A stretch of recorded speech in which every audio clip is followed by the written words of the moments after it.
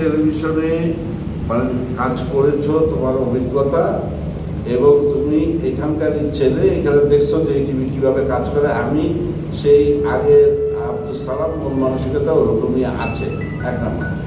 দুই নম্বর হচ্ছে যেটা দখলের হিস্ট্রিটা তুমি জানতে চাচ্ছ।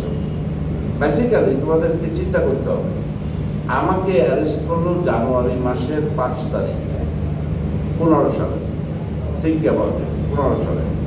ওরা দখল করলো নভেম্বরের 25শে নভেম্বর, কয় মাস পরে? 11 মাস। এই যে দখল যে করলো, কারণ 21-এর মানে মেজরিটি শেয়ার ছিল আমার, অলমোস্ট 70%। তাহলে ওরা আসলো কিভাবে? ওদেরকে কাগজ তৈরি করতে হয়েছে। তার মানে তোমাকে ধরো, আমাকে ধরো তো পরের দিনই দখল করতে পারতো বা তার পরের মাসে, এটা কেউ প্রশ্ন করে না। এস আলম বা এরা তো কোনোদিনই টিভির বোর্ডে বা কোথাও ছিল না। এরা আসলো কিভাবে? এখন তুমি একটা লিগাল মানে লিগাল সিস্টেম মানে করার জন্য ওরা চিন্তা ভাবনা করছে কিভাবে কি করা যায়।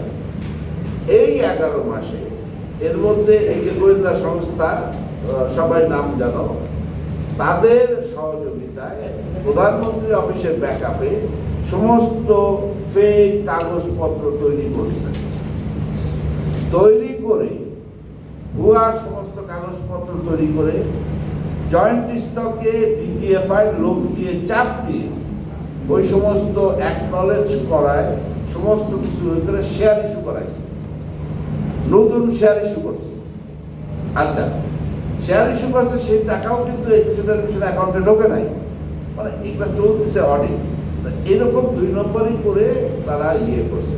মানে অলমোস্ট তুমি দেখো, এর মধ্যে আমারে তো যখন অ্যারেস্ট করলো, আমার নামে যখন মামলা দিল, আমাকে তো ডেকে নিয়ে গেছিল, ডেকে নিয়ে রিমান্ডে বলছিল যে আপনি আপনার শেয়ারগুলো দিয়ে দেন, তাহলে আপনার মামলা থাকবে না, আপনার রেখে ছেড়ে দেবো, আপনি জার্মান চলে যাবেন।